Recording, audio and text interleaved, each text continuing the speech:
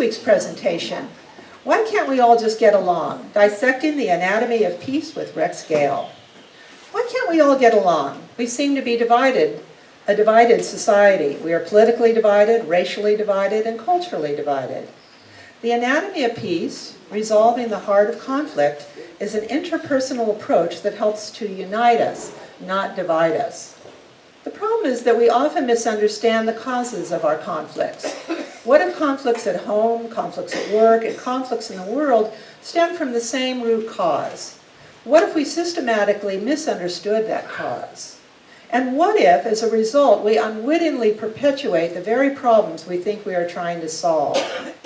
I love that one. I'm really interested. This interactive talk will help us understand the causes of conflict and how our mindsets can be altered to bring greater peace and joy into our lives, our communities, and our world. Rex Gale is a former Fortune 500 human resources executive and management consultant. Navigating conflict has been an integral part of his life in his business and professional consulting career. A current writer, speaker, and certified personal development coach, he has published numerous articles on human resources, healthcare, and talent development. A part-time resident of Ajijic, he is also a former TEDx speaker and is currently the organizer of TEDx Hilton Head, an independently organized TED event which showcases ideas worth spreading. Join me in welcoming Rex.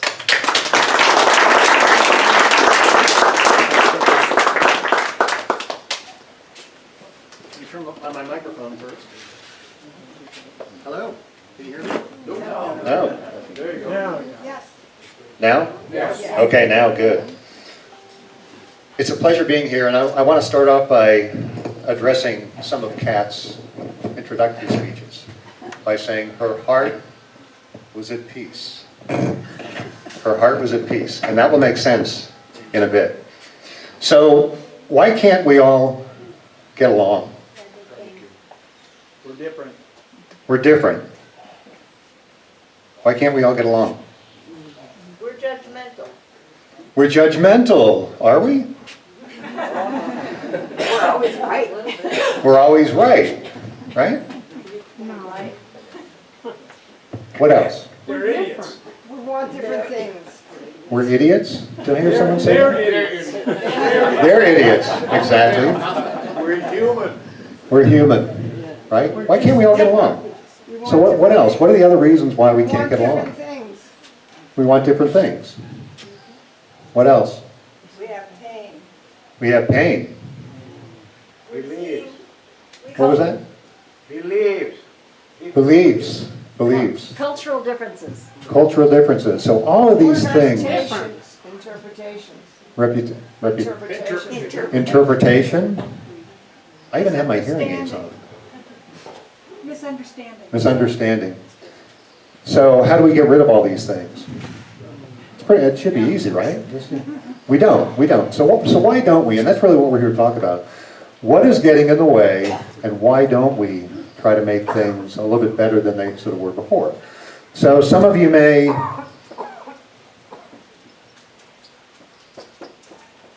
Does anybody know who this person is? Yes. Rodney King. Who was Rodney King? California. In 1991, May 3rd of 1991, Rodney King was pulled over. He was beaten severely by 4 policemen in Los Angeles. And in, I believe it was April 3rd of the following year, 1992, all the policemen were acquitted in his trial. And what happened was riots broke out in Los Angeles. And the riots lasted for a number of days. I want to... So what do you think happened to the community? Got divided. Got divided. What do you think Rodney King did? Sued the city. He stood up for himself. I want to read something, because what Rodney King did probably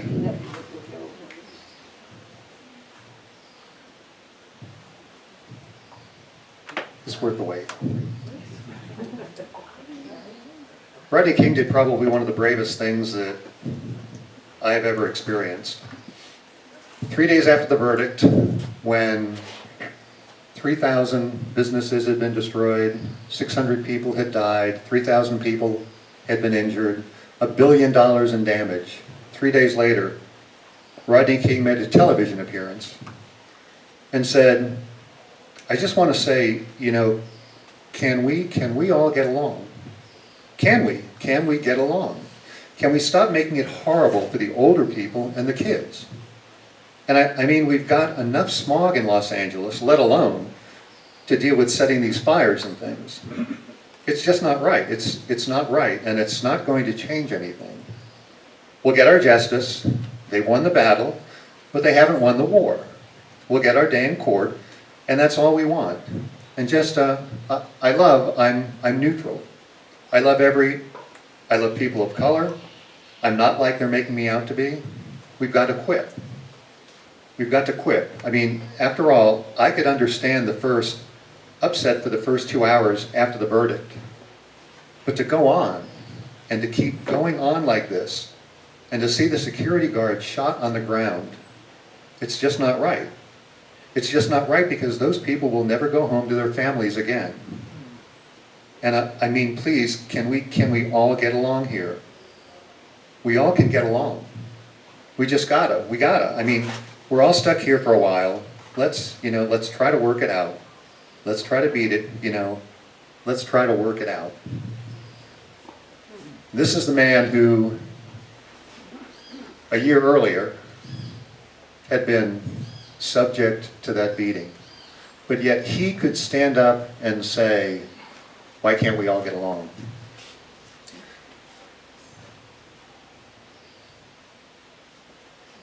Why can't we all get along? So we talked about the biggest issues, and that's conflict. So we all have gone through personal conflict.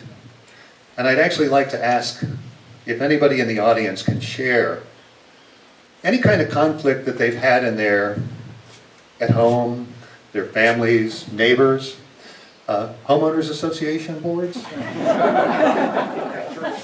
I hear so many people talking about that they went on their homeowners association board. These are my friends. This is a community. And it's been the worst experience of their lives. And they end up leaving those boards. Now, sometimes that's a power thing, right? What about families?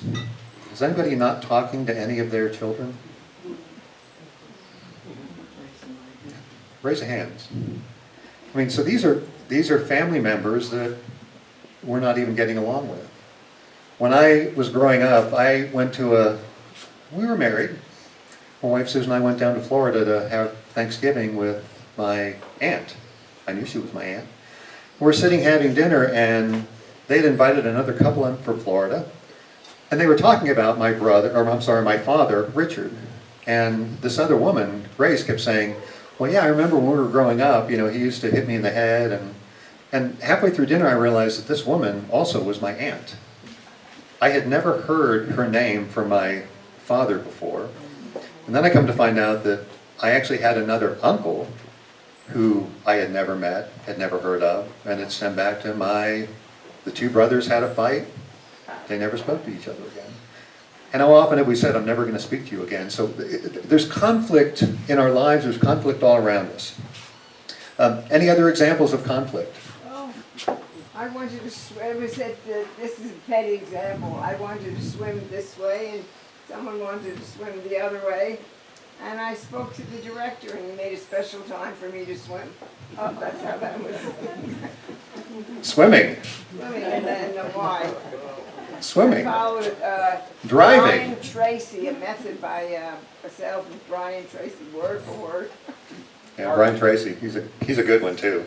But swimming, driving. Parking. Yeah. So what is getting away all this stuff that we're trying to do? There's social conflict, there's racial conflict, but there's an opportunity to sort of get around all this. And that opportunity is conflict management, right? Has anybody ever gone through conflict management training? A few people. Did it work? It helped. So what did you learn from conflict management training? That it wasn't worth the, it wasn't worth to be right. To accept others' opinions and agree to disagree. Many other things, but that's what comes to mind right now. Yes. I never needed it. I never needed it. You're agreeable with everybody. Yes. Marshall Rosenberg's nonviolent communication, what I learned is how much to express what you want as a need, not as a demand. It's a request, not a demand, but also speak up about needs, and that goes for organizations as well, and countries. Sharon. Practice fully listening. Practice fully listening. How many of us really fully listen? How many of us, when listening to someone, are thinking about what we're going to say in response? Fully listening? Oh, I thought of another one. Yes. Don't give advice. Don't give advice. Wow. I give advice all the time. Yes. One over here. Don't have to have an opinion about everything. You don't? Wow, you don't have to have an opinion about everything. Really? Really? You don't have to have an opinion about everything. Yes. Would you rather be right or would you rather be happy? Would you rather be right? I want to write that down and stick it next to my bedside and read it every night. Would you rather be right or would you rather be happy? Did you have something to say? It was not just not to have an opinion, but to not express it all the time. Have an opinion, but maybe you don't want to express it all the time. Like humor. Where has humor gone in our society? Everything that Kat said up here, somebody probably could have been offended by because there's no humor in our life anymore. But quite honestly, there was a lot of fun in what we were saying. There's always things that we need to go through. I just want to talk about, so what happens when someone does something, let's say someone cuts us off in traffic, right here, okay? Can you use a darker marker? Yeah, that's not a, wish I had a thicker one too. That's not a request. I wouldn't use that. Is that erasable? I was told it was erasable. Ah, better. Yeah. Is it? Okay. All right, let's just say that, forget my drawing here, just one. You're in a car, you're in your car, someone cuts you off and gives you the finger. What do you do? What do you do? Honk at him. Honk at him? No? Wave to him. What else? Give him the finger. Any other fingers? Give him the finger, okay? So now you're sort of exacerbating the issue, right? And then what happens? You go home and tell your friends what happened, right? It's like, I can't believe this guy did. So, then they go and they tell all of their friends, can you believe what happened to Susan? I cannot believe that. And it's a perpetuation cycle that keeps going on. And you can almost put any specific instance here about what we do whenever there is some kind of conflict, that it just exacerbates itself. Every time you see a Facebook post that you might disagree with, do you have to respond? Do you? No. Do you want to respond? No. Yes. Yes. No. And we'll get into that in a little bit. But I just wanted to help you understand that, to help me understand, that at the end of the day, it's how we react to all of these situations. Whenever we're in conflict, what do we want other people to do? Change. We want other people to change. And what do they want us to do? So what's the problem here? Is this why we all can't get along? And I think fundamentally that's one of the things we really need to deal with. We want other people to change, they want us to change, they don't want to change and we don't want to change. So, thank you very much. So if we are looking to change, we need to invite change from other people, right? There was a quote by Gandhi, "You must be the change you want to see in the world." So what happens is all of our behaviors, everything we've been talking about, all of our behaviors are driven by what, I am not a psychologist, I have not studied theory forever about the human entity, but I've done a lot of research about it and dealing with sort of my life and other things around it. So there's something called a way of being. Does anybody know what a way of being is? It's the way that we live our lives. I mean, fundamentally, it's what drives all of our behaviors. What we decide to do with our way of being is focused on all of our outward. It's our inward life. And if you think about way of being, there are only two ways, ideally, according to the Anatomy of Peace, which I believe very strongly in this book, 2010, it helped me to understand why people act the way they do, why I act the way I do, and how maybe we can help each other become change agents to act with a heart at peace. And that's what happens here, is we react in two ways. We react with a heart at peace, or react with a heart at war. It's as simple as that. So what does that mean? When you approach someone, and when your behaviors are focused on that individual as a person, not as an object, your heart is at peace. You see them as a person, you see them as a human, you see them as an individual, you see them with dreams like you have, you see them with hopes like you have, and you understand that maybe they're not the same as you, but you see them as a human being. If you're a Democrat, you don't see them as a Republican, you see them as a human. If you're a Republican, you don't see them as a Democrat, you see them as a human being with the same hopes and dreams and aspirations that you have. You disagree? Republicans don't look at Democrats that way. See, and Democrats don't look at Republicans that way. But you're getting to the point. This is one of the reasons why we have these sort of levels of conflict. When your heart is at war, it's the polar opposite. Somebody is not a human, and you're not dealing with them, you're seeing them as an object. You're seeing them as a stereotype. Stereotypes are not people. Black, white. Stereotypes are not individual human beings. Your heart is at war when you're looking at somebody and seeing them as an object. And I don't want to stand here and say that this is the bottom line, but this is the bottom line. If you take away one thing from this talk, I want you to think about, when I deal with anybody, is my heart at peace? Is my heart at peace, or is my heart at war? When your heart is at peace, you're thinking about them as a human being. When your heart is at war, you're thinking about them as an object. Sounds simple, right? So how do I put it in place? So we talked about, this actually was a presentation that I prepared. We couldn't get it to work on the screen, so give me a little bit of time here just to erase this. So whenever we react like someone is an object, we need justification, right? We need to justify our position. So there are a couple ways when your heart is at war that you are looking at sort of justification. And one of them is, I'm better than. You see something, oh, I'm better than that. The view of yourself is that you are more important. I used to have a boss at work, probably like many of you, who thought that they were much more important than me.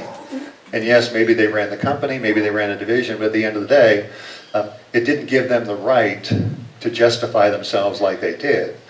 The view of others, everybody else is inferior.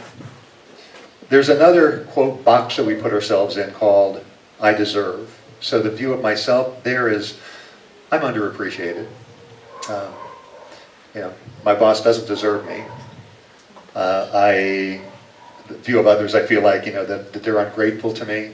So these are all hidden things that are going on within ourselves, whenever we are dealing with any kind of an external situation. There's a third kind of box to be need to be seen as. So when your heart's at war, the view of myself is, you'll like me. You know, I need to be seen as something that's sort of different. And then the fourth is the worse than box. And I fall into this sometimes. Your view of myself is not as good. I'm deficient in some way. So whenever you're in a situation where you know, someone is doing something that at a much higher level, it's like, well, you don't recognize it. You have your own strengths. You have your own strengths and abilities, but you feel like, no, that you're helpless. You have your own weaknesses. And what happens whenever we have conflict? There are two things we can do. We can spend a lot of time making things better, and we can spend less time making things worse. But the problem is, we spend all of our time making things worse, don't we? Instead of making things better. Do you believe that? No. Okay, tell me why. Because we're living here, Because we're living here, and it's better. and it's better. Tell me. I think that in general, most people want to see improvements, and they strive for that. And so the people down here do a lot of volunteers. Why do they do that? Because they want to see other people, Mexicans, have a better standard of living than what they have now. In the States, people are always working so that they can work harder and more so that they can raise the standard of their families. So in general, I think that we want to make things better. I certainly do, and I could retire, but I constantly work because I find it, well, it's meaningful for me, and I think that it's, for some people, you get to the point where you want to have a legacy of something that you've done. What else? What else do you think? Am I wrong about this?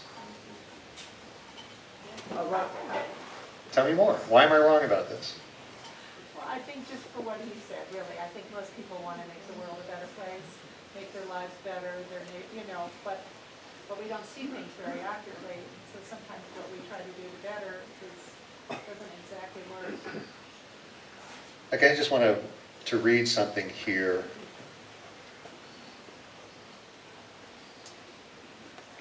How many are here full-time? And how many part-time? Okay, so we all came from different places. We came here for a reason, because this is one of the most beautiful places on earth. We live in Hilton Head Island, South Carolina, part-time. And outside of our community is the town of Buford. You may have heard of it, Buford, South Carolina. Just the other day, the Buford mayor stepped down. Buford, we have a problem. Mayor Stephen Murray walked off the job last week, more than a year before his term was to end, saying in part, "I'm tired of the daily barrage of uncivil and rude people accusing me of impropriety without a shred of proof. I'm tired of the he said, she said drama that's present among many of the folks I'm required to work with outside of the Team Buford. I'm also tired of prioritizing my civic job at the expense of my health, family, friends, businesses, and reputations." That much of this can of worms I can understand. And this was written by a friend of mine who is a writer, who was the editor of the local paper, the Island Packet, who says, 3 years ago I felt the same way when I retired from editing the editorial page of this paper. I had not planned to retire then. But one day, finally, I decided I'd had enough and didn't want to take it anymore. It wasn't that people disagreed with what was on the page. It came to pass that disagreeing was no longer good enough. They needed a pound of flesh to boot, and they grabbed it like hungry bears. Maybe that's not us, but when I look at the evidence of what's going on in the world and the division that's going on in the world, that's my perspective on where I'm going with this. And he says anyone who interfered with them getting their own way, or anyone with a differing opinion, was unethical, fake, lying, unfair, a libtard, stupid, woke, MAGA, loser. You can name it, because you've seen all that and more in the past 48 hours online, most of it from Washington. Our local community is a wonderful community, and yet there is a group called Friendly Gringos, And one of the moderators of that Facebook website had to step down because of all the vitriol, the same kind of thing. When we deal with people, I think it's easier to deal with a human being when you're with someone. When you pull out a phone and social media, it's very, very different. I have a friend who often will post fairly vitriolic things, and I respond to her just simply, be kind. And she has acknowledged that maybe I shouldn't have posted that. So again, it's back to when you're posting the vitriol, your heart is at war. When you're posting the positive, your heart is at peace. It's the simplest way I can explain how you can interact with other people. When people have arguments, what are they trying to do? They're trying to get you to change. And one of the things that we can really focus on is how do we keep our heart at peace instead of our heart at war. You may, so if we can, try to reverse this. And maybe this isn't the right analogy for it, but if we can do more and more to make things go right, to move this down here, we'll be in a much better position. And I've seen it with myself, particularly interacting on social media. Social media is where, I like to say social media is where hate lives. Plenty of hate, plenty of bots out there driving that, and but I don't think it's all bots. I think it's a lot of human beings too. But media now and social media is where many of us spend a lot of our lives. And when something as simple as friendly Gringos, Ajijic and Chapala, has people that are having to step away because of the vitriol on it, I think we all need to look inside ourselves and think, somebody said, just because someone posts something on social media does not mean you need to respond. And we're not going to convince people, right? One way or the other. So there are a couple ways that we can get better at helping things go right. And one is with communication. And I think someone made this comment before. Listen to try to understand. Don't listen to try to convince somebody that they're wrong, because they're only going to respond in a similar way. All right, well, but why are you doing it? Well, I'm doing it because I want to take that step, and I want to try to be I want to try to be, I guess, an influencer in that regard. So listen and learn. So what can you learn from other people? There's a quote from Julia Darr. Julia Darr is a world champion, debate champion, world debate champion. She gave a TED talk about constructive conversations. And the thing about education is education's great, right? And learning is great. But how often do we put into practice the things that we sort of learn? Well, one of the things that she states is curiosity over clashing. Curiosity over clashing. And her quote is something that I wonder if I have ever said before. And it's something I wonder if you have ever said before. And she said, the most important question is to think about is, I've never thought about it that way before. Can you share that? What can you share that can help me see what you see?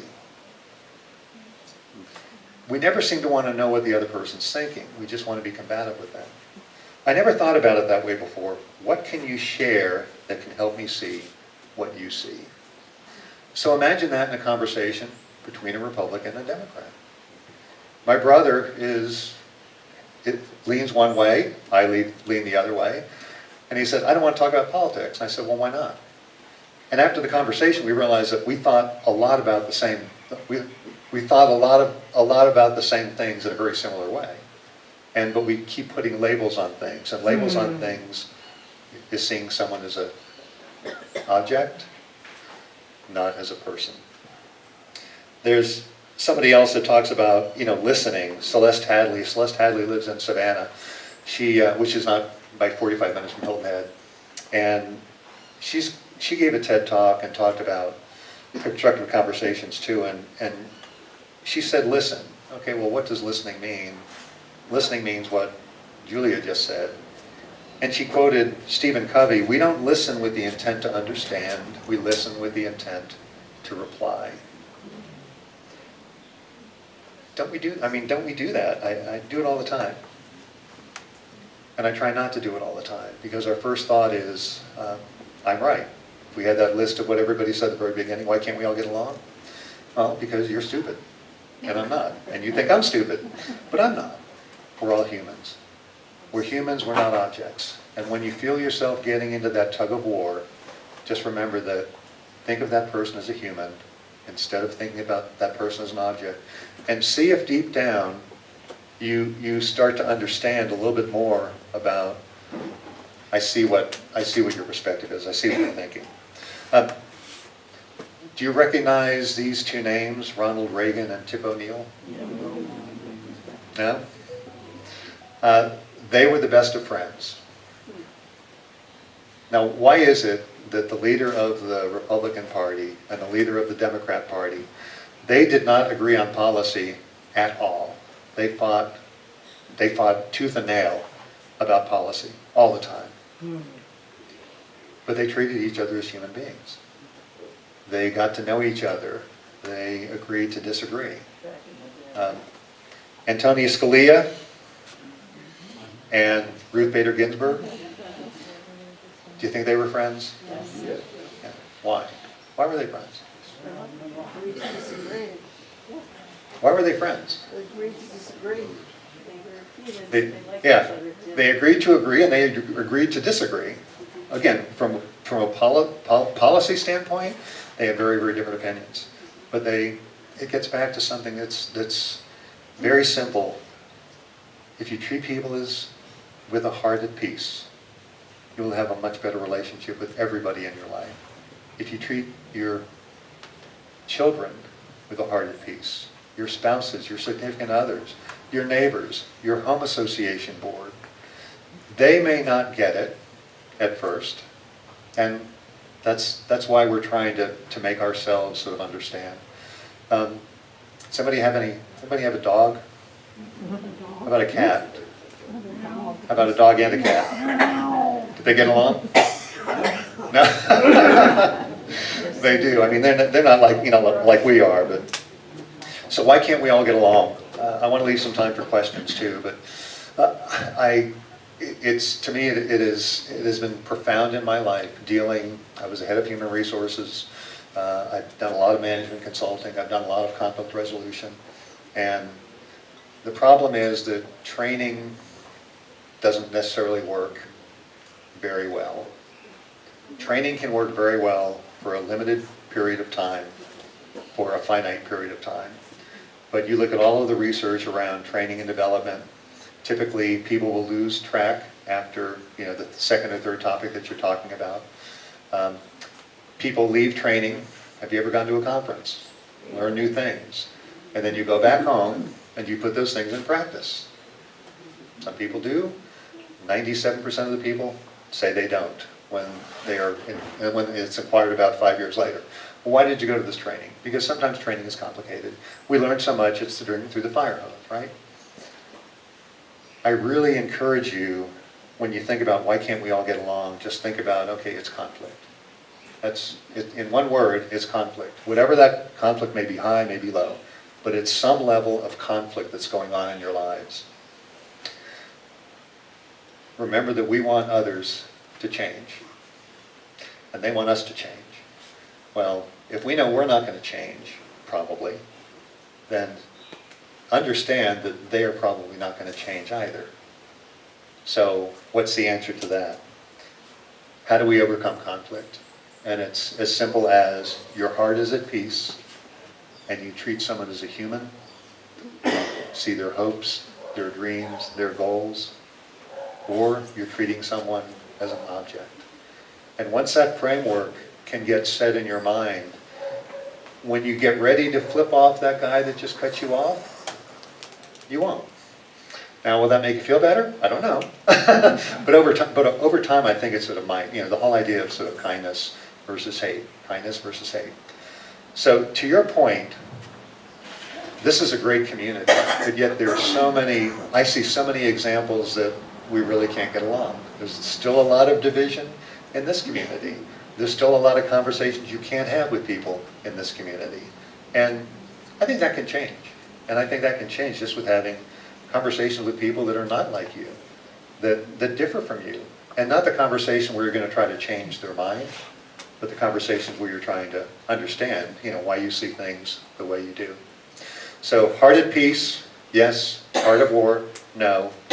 Thank you.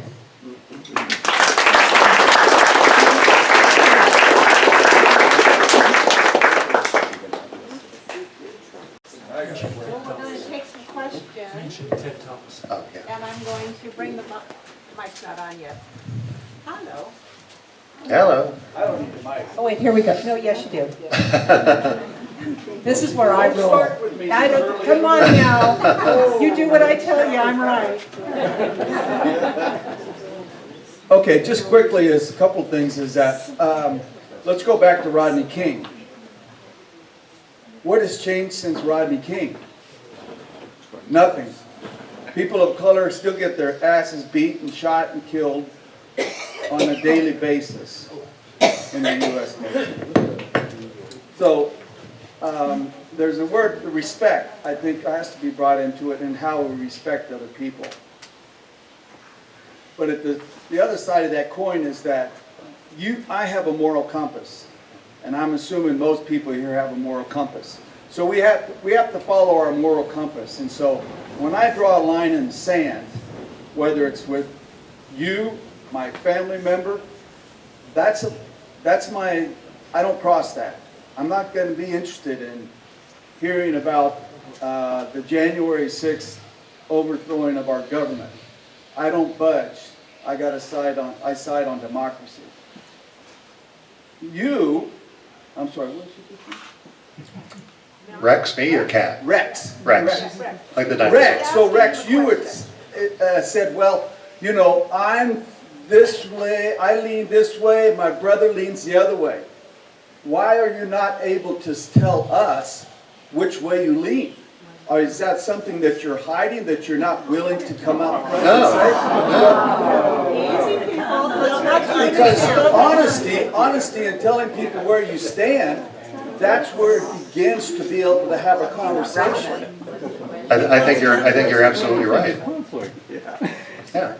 And I'm happy to answer the question. I'd love to hear it. And I don't like to say I'm a Republican, because I'm not. I'm a conservative. I'm a big fiscal conservative. We put too many labels on things, right? I have my own issues about, we need more gun control. That's not a Republican stance. To me, that's the problem with labels, okay? I'm definitely a conservative. I'm definitely a fiscal conservative. But I'm not a Republican, but I definitely lean more toward that side of the spectrum. My brother grew up in New York, was Democrat. And, he was the one that would post T, capital R, UMP, all of these, Trump things. And at the end of the day, we treated each other, instead of having a controversial, standoff, judgmental conversation, we just started talking about issues like, well, what do you think about the border? Should there be some level of control at the border? And we came to pretty much a similar agreement. And most of the social issues, we just had conversations about social issues, not on, was it an insurrection or not? It's like, okay, well, let's talk about what happened and all of the other things that maybe I've heard that maybe you haven't heard. Because again, social media, we all get fed things that agree with our perspective on things. So it's when Democrats abroad here, they enroll people, well, I went down and I talked to, it might have been Dee Dee. It was somebody else, but I think it was Dee Dee, and said they were looking for volunteers. I said, I'm happy to volunteer.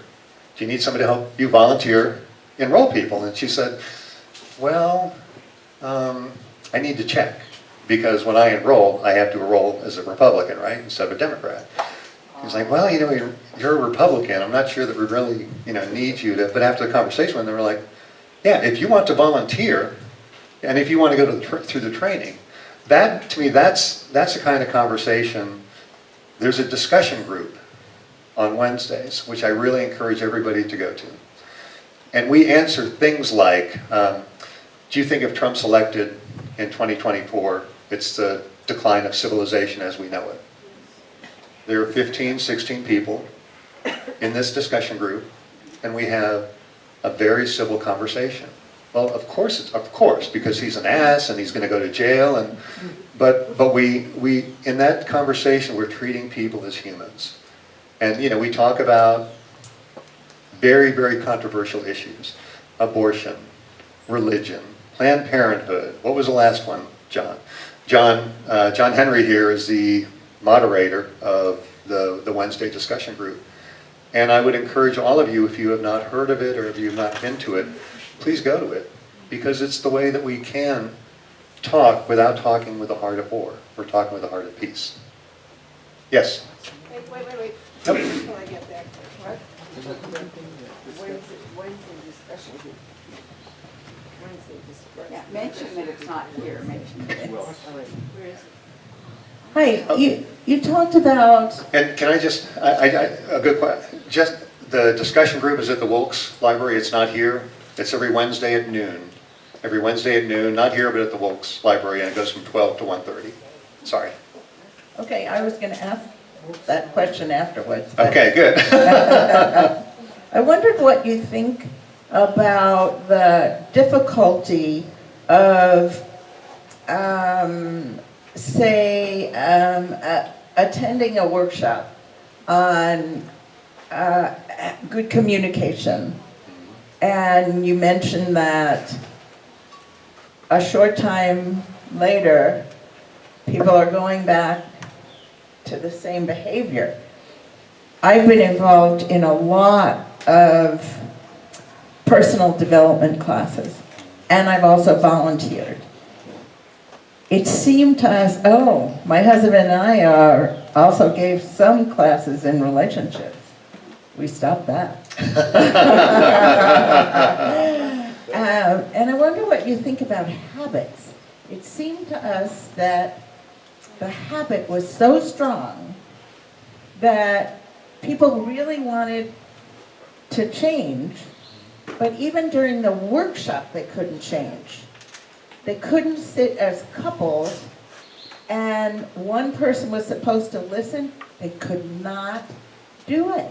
And so what do you think about the need for support after people get introduced to this way of peace? Habits are, so we have 30, 40, 50, 60, 70, 80 years that we've lived our lives. We've developed habits, right? It's just the way that we live. It's the way that we get up every day. It's the way we go to bed at night, and everything goes on between. Inertia is the most powerful force on earth, which is really what habits are, to get someone to break a habit. And I'm pretty familiar with a lot of the habit books, some of the research out of Stanford. And, you've got to do it for at least 30 days to have an 75% chance of that habit sort of taking place. But you've got to do it consistently. And you do have to have help and support. My example about posting "Be Kind" to some of my Facebook friends, to me that's a reminder. Because I know that I see them as people, and I know that they really, and other people say, I can post whatever I want. And, I'm that way. Well, that's okay. You can't control what other people do. You can only control what you do. And if you can focus on having a heart at peace, and people that have habits, people have destructive habits, right? So if you can help them to go through this training, I'm going to help you, I'm going to be there for you. The way that you know your heart is at peace is when you're trying to help somebody else. When it is helpful, when you feel like there is something positive that's coming out of that relationship and interaction. But yes, training change is probably the most difficult thing. Inertia is incredibly powerful. If we're not going to get up and exercise in the morning, and if we don't do it every day, we're not going to. It's hard to get up and start that process. So the real habit starts when you start to sort of change something, but then you've got to continue it for a certain period of time. Does that make sense? I've been creating stained glass angels, three-dimensional stained glass angels for about 40 years now. First 20 years ago, we would have people come up to our booth and they'd look at them, they'd ask questions about angels and what do they mean and all the different things, and we get into very good discussions with them. And there was a lot of peace and love back then. And now it's hate and fear. People don't give a darn. There's an angel, it's pretty, I like it. They don't care what it means, they don't give anything about that. And I just find that the difference between the peace and love we had before and the hate and fear we have now is just incredible. But like, why can't we all get along, right? And this goes back to your point. I used to do a lot of consulting around health and wellness. Well, at the end of the day, if you, oh yeah, wellness programs really work. Well, for some people they do, but at the end of the way, we're spending more money on health care, and we are less healthy as a population.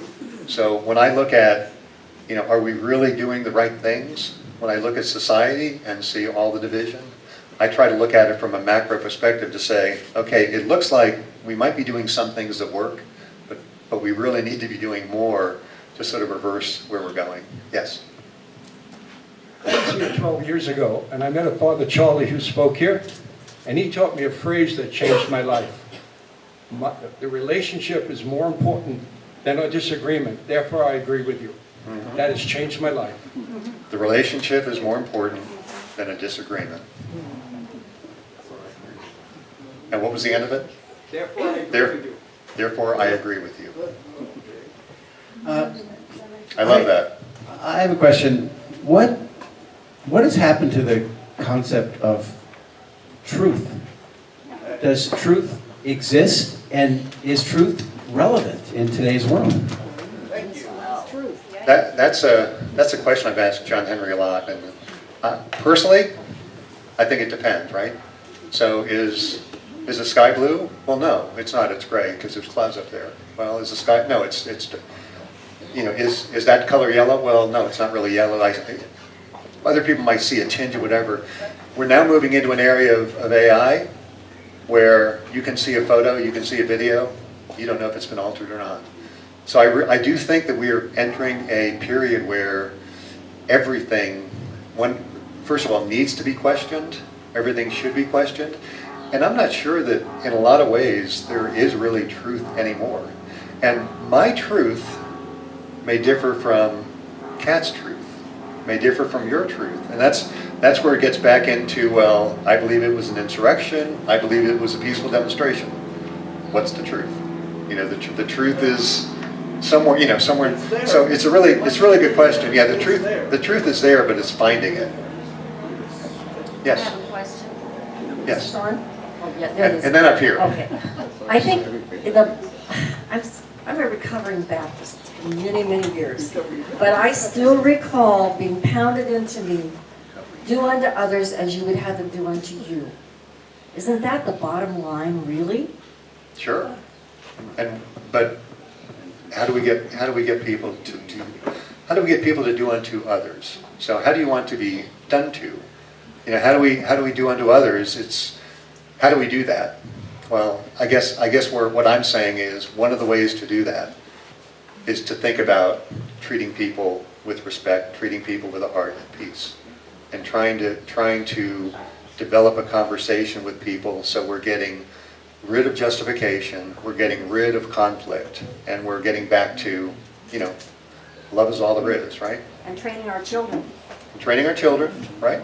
And part of training your children is understanding that there's going to be conflict with children, too. And so how do you navigate that conflict with your kids? And I think this can be, again, just a very simple, to your point about, you know, one phrase changed my life. You know, think about, you know, have a heart at peace, not a heart at war in any of your conversations or relationships, because at the end of the day, you're going to have a better life. Yes? Okay, the perception of homosexuality. My brothers offended me so much. And I will not change, and I will never change the mentality. What I chose is to retreat myself. But I did damage. There is no communication, there is no relationship. Yeah, well, I think you did the right thing, and this really is all about, you know, I can only control, you can't control other people. So you can't, you know, if someone's not willing to give one way or the other, You can't control them. And the best thing to do is, still though, in your interactions with them, treat them as with love. Treat them as a person. Understand, try to understand sort of what they're going through, why they're, but at the end of the day, I'm not saying that this is going to make everybody happy, we're all going to be in la la land and, love is all around. But I'm hoping it can sort of make it better. And if at some point he sees that you are interacting with him in a more peaceful way, that you're trying to help him in other areas of his life, it may have some minuscule impact then on the relationship over time. If nobody does nothing, then nothing's going to change. But it only takes one party to try to, move the needle on that. We have more questions, but we don't have more time. Sorry, Sharon. Sorry, Sharon. Thank you all so much. He's going to be standing here for a few minutes. I so will. I guess you'll let people come up and talk to you. Thank you so much, everybody.